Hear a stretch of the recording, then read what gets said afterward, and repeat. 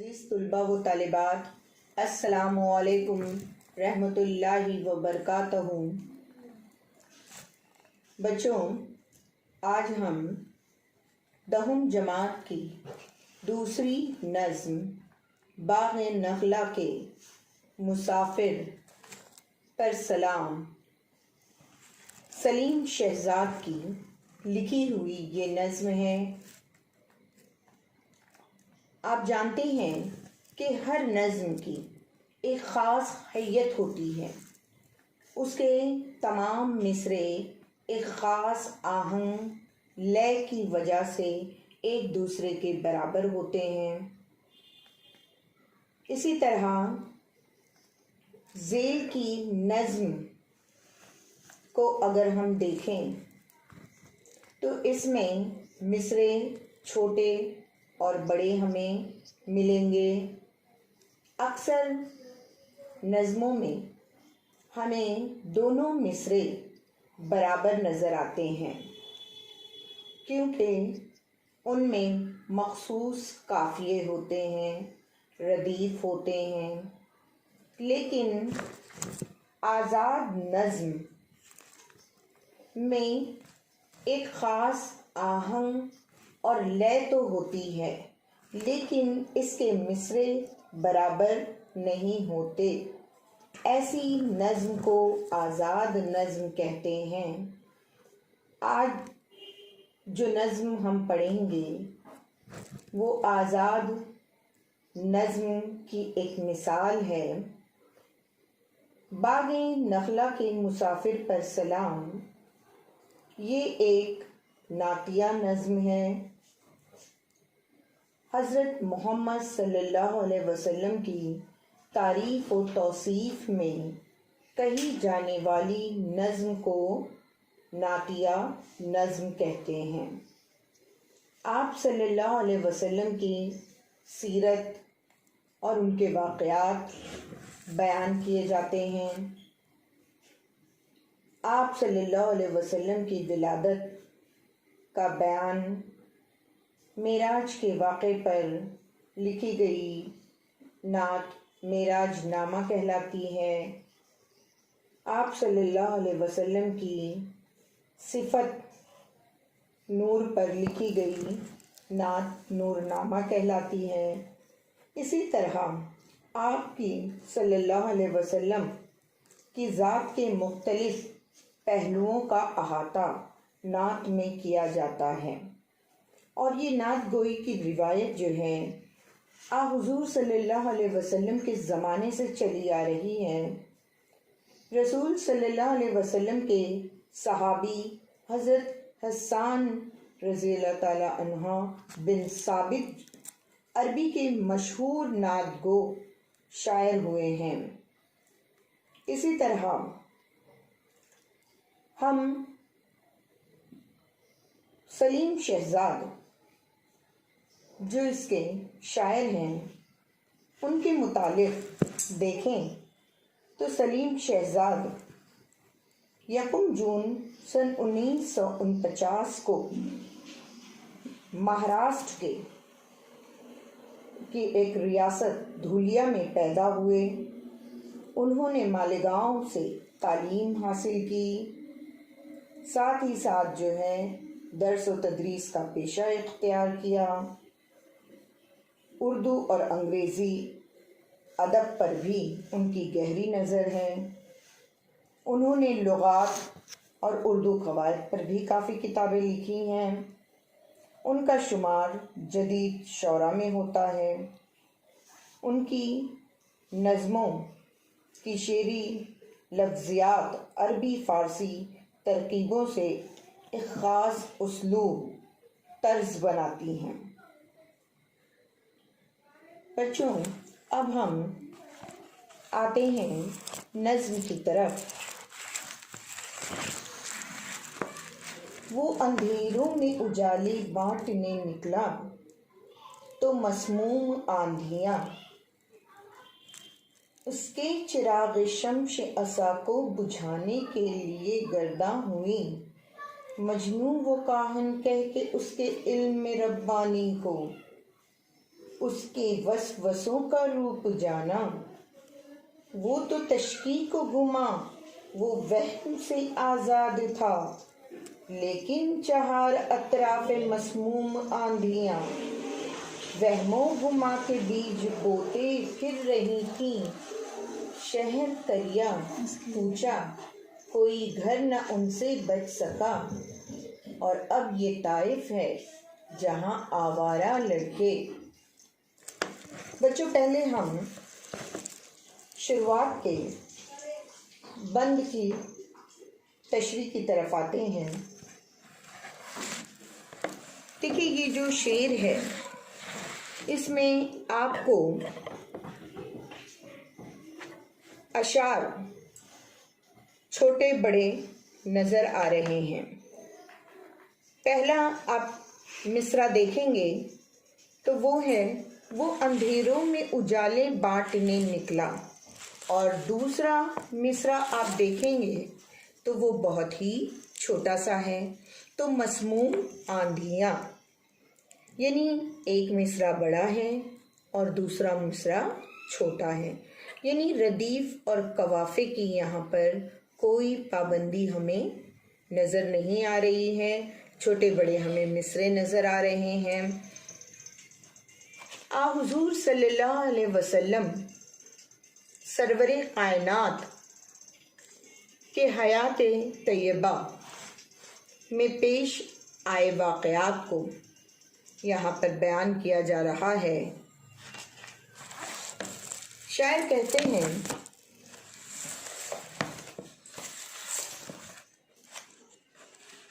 رسول اکرم صلی اللہ علیہ وسلم اسلام کی تبلیغ کے لیے طائف تشریف لے گئے۔ وہاں کے لوگوں نے آپ کی باتیں نہیں سنی۔ وہ اندھیروں میں اجالے بانٹنے نکلا، یعنی حضور صلی اللہ علیہ وسلم نے اعلان نبوت کے بعد مکہ مکرمہ اور دیگر بستیوں میں اسلام کا پیغام پہنچایا۔ دور دراز کے علاقوں کا بھی انہوں نے رخ کیا اسلام کو پھیلانے کے لیے۔ اسی سلسلے میں آپ طائف بھی گئے۔ طائف مکہ سے تقریباً 40 میل کے فاصلے پر ایک سرسبز و شاداب پہاڑی علاقہ ہے۔ مسموم آندھیاں، مسموم یعنی زہر، یہاں پر زہر سے مراد ہے سخت پریشانی کا عالم، یعنی طائف کے لوگوں نے آپ کو بہت ستایا، تکلیفیں دیں۔ اسی طرح اس کے چراغ شمش عصا کو بجھانے کے لیے گرداں ہوئیں۔ چراغ شمش عصا، عصا کے معنی ہے جیسا، اور چراغ شمش یعنی سورج کی مانند، سورج کی روشنی جیسا۔ گردہ ہونا، گردش کرنا، گھومنا۔ مجنو، وہ کاہن یعنی جادوگر، اور مجنو جسے ہوش و حواس نہ ہو، کہہ کے اس کے علم ربانی کو، علم ربانی کے معنی کیا ہے؟ اللہ کی طرف سے دیا ہوا علم۔ حضور صلی اللہ علیہ وسلم دین حق کی تعلیم دینے کے لیے طائف پہنچے، اور وہاں کے جو بڑے بڑے رئیس، امراء اور اوباش قسم کے جو لڑکے تھے وہ آپ کو دق کرنے لگے، پریشان کرنے لگے۔ علم ربانی اللہ کی طرف سے آپ کو جو علم دیا گیا تھا کہ آپ لوگوں تک اسے پہنچائیں، آپ نے اپنے کام کو ان تمام تکلیفوں کے باوجود جاری رکھا۔ اس کے وسوسوں کا روپ جانا، وسوسے اندیشے، وہ تو تشکیک و گما، وہ وہم سے آزاد تھا، لیکن چہار اطراف مسموم آندیاں وہم و گما کے بیج بوتے پھر رہی تھی۔ تشکیک شک و شبہات کا گمان ہوتا، لیکن آپ صلی اللہ علیہ وسلم ان تمام وہموں سے آزاد تھے، اندیشوں سے آزاد تھے، کیونکہ آپ اللہ کی طرف سے دیا ہوا علم لوگوں تک پہنچا رہے تھے۔ اسلام کی تبلیغ کے لیے آپ نے سخت پریشانیاں جھیلیں، چاروں طرف آپ کے پریشانیاں تھیں، مسموم زہر سے بھری ہوئی آندھیاں تھیں، لیکن پھر بھی آپ وہم و گمان اور شک و شبہات میں مبتلا نہیں ہوئے، یہاں تک کہ شہر کریا کے معنی کیا ہیں؟ گاؤں، شہر گاؤں گاؤں، کوچا گلی، کوئی گھر جو ہے ان سے نہ بچ سکا۔ اور اب یہ طائف ہے جہاں آوارہ لڑکے، اور طائف میں آوارہ لڑکے آپ کو ستا رہے تھے، آپ پر پتھر برسا رہے تھے، آپ کو تکلیفیں پہنچا رہے تھے۔ صدقے پیغمبر پہ برساتے ہیں پتھر، یہاں پر صدقے معنی کیا ہیں؟ سچائی کے پیغمبر، یعنی سچائی کو پہنچانے والے، اللہ کی طرف سے جو بھیجے گئے ہیں رسول اور پیغمبر، ان پر طائف کے جو آوارہ اور بدتمیز جو لڑکے تھے وہ پتھر برسا رہے تھے ہمارے رسول اکرم صلی اللہ علیہ وسلم پر۔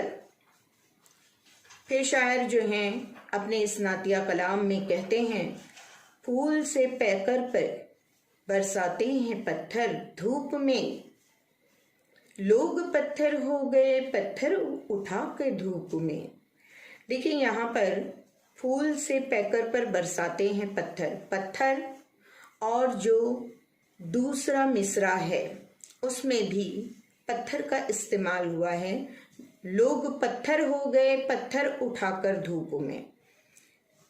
دیکھیں یہاں پر تجنی سے تام کا استعمال کیا گیا ہے۔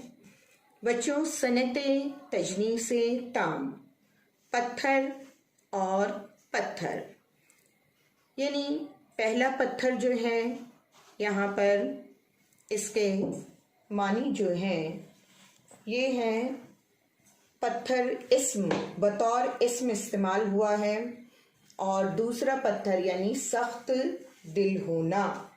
تو اس طرح یہاں پر صنعت تجنی سے تام کا استعمال ہوا ہے، یعنی لوگ جو تھے ان کے دل سخت ہو چکے تھے، پتھر کے مانند ہو چکے تھے، اور ان کے دل میں ذرا بھی درد، ہمدردی کا کوئی جذبہ نہیں تھا، اور یہ لوگ جو تھے وہ آپ پر پتھر برسا رہے تھے، خون میں اپنے نہایا سر سے لے کے پاؤں تک، جل اٹھا سرخی سے سارا ریت منظر دھوپ میں۔ جل اٹھا سرخی سے سارا ریت یعنی آپ صلی اللہ علیہ وسلم پر جب پتھر برسائے گئے تو آپ کے خون سے سارا ریت جو ہے، جہاں تک کہ ہماری حد نگاہ جاتی اور جتنی ریت ہی ریت نظر آتی وہ ہمیں سرخ نظر آ رہی تھی۔ ان ظالموں کی وجہ سے آپ کے جسم سے خون بہہ رہا تھا، یہاں تک کہ پھر کہتے ہیں کہ بھر گئے نالیں گردوں قدر دونوں خون سے، نالیں جوتیاں، گردوں قدر یعنی ایسی جوتیاں جن کی ایسی عظمت ہو، جو آسمان کی عظمت رکھنے والی جوتیاں، اور وہ کس کی جوتیاں ہیں؟ ہمارے حضور صلی اللہ علیہ وسلم کی جوتیاں ہیں۔ وہ یہاں تک کہ خون میں بھر گئی، خون ان جوتیوں میں جم گیا، کتنے زخم کھائے جس میں اطہر دھوپ میں، وہ اندھیروں میں اجالے بانٹنے نکلا مگر، ان اندھیروں نے اٹھا رکھا ہو جو سر دھوپ میں۔ حضور صلی اللہ علیہ وسلم جو ہیں انہوں نے طائف سے باہر قریب کے ایک باغ میں آرام کرنے کے لیے وہ وہاں گئے، وہاں رک گئے۔ اس باغ کا نام نخلا تھا۔ نخلا یعنی کھجوروں کے باغ کا مسافر۔ پھر یہیں پر اللہ کے حکم سے پہاڑ کے فرشتے نے آپ صلی اللہ علیہ وسلم کے سامنے آ کر کہا، جب فرشتہ کوہ طائف کو ستمگران طائف پر گرانے کے لیے تیار تھا، ستمگران طائف کے ظالم جابر لوگ جو حضور صلی اللہ علیہ وسلم پر ظلم ڈھا رہے تھے، جب فرشتے نے یہ دیکھا، طائف کے پہاڑ کے فرشتے نے آپ کے سامنے وہ حاضر ہوا اور آپ سے حکم کرنے کے لیے اجازت مانگی اور کہا کہ آپ حکم دیں تو ان نافرمان لوگوں کو اس طائف کی پہاڑوں کے بیچ دبا دیا جائے۔ اللہ تبارک و تعالیٰ نے مجھے بھیجا ہے۔ رسول اکرم نے فرشتے کو ایسا کرنے سے منع کر دیا تو وہ جو تھا آزاد تشکیک و گما سے بن گیا، اہل طائف کے لیے رحمت کی چادر دھوپ میں۔ تشکیک و گما، شک و شبہات، یعنی اللہ تبارک و تعالیٰ کے حضور پیغمبر رسول جو ہیں وہ کسی بھی شک و گما میں مبتلا نہیں تھے، کیونکہ آپ کو اللہ تبارک و تعالیٰ نے بھیجا تھا اپنے اسلام کی تبلیغ کے لیے، اسلام کو پھیلانے کے لیے۔ جو لوگ گمراہی کے اندھیروں میں گم تھے انہیں روشنی میں لانے کے لیے، انہیں اسلام کی اور سچائی کی روشنی دکھانے کے لیے آپ نے اہل طائف کے لیے رحمت کی چادر دھوپ میں آپ بن گئے تھے۔ اے کہ جس نے باغ نخلا کو بنایا گھر سلام۔ اور یہاں پر شاعر جو ہیں سلیم شہزاد حضور صلی اللہ علیہ وسلم پر سلام بھیج رہے ہیں۔ باغ نخلا کے مسافر پر سلام۔ حضور صلی اللہ علیہ وسلم کو باغ نخلا کا مسافر کہا گیا ہے۔ کھجوروں کے باغ کے مسافر پر سلام، یعنی حضور صلی اللہ علیہ وسلم پر سلام۔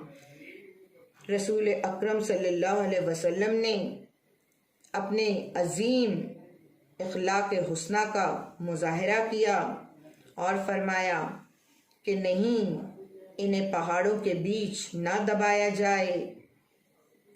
آج یہ لوگ میری بات نہیں مانتے، لیکن مجھے یقین ہے کہ ان کی اولاد اللہ تبارک و تعالیٰ پر ایمان ضرور لائے گی۔ اور آخر میں شاعر جو ہیں کہتے ہیں، باغ نخلا کے مسافر پر سلام، ہے اندھیروں میں اجالا تیرا نام، شہر ظلمت میں ہمارے روشنی کرتا رہے تیرا کلام۔ کہتے ہیں کہ اے نبی صلی اللہ علیہ وسلم، کفر و شرک اور گمراہی کے اندھیروں میں آپ صلی اللہ علیہ وسلم کا نام ہمیشہ روشن رہے گا اور آپ کی حدیثیں اس شہر ظلمت میں ہمیشہ ہماری رہنمائی کرتی رہیں گی۔ اسی طرح جو ہے وہ آپ صلی اللہ علیہ وسلم کو درود و سلام کا نذرانہ پیش کرتے ہیں۔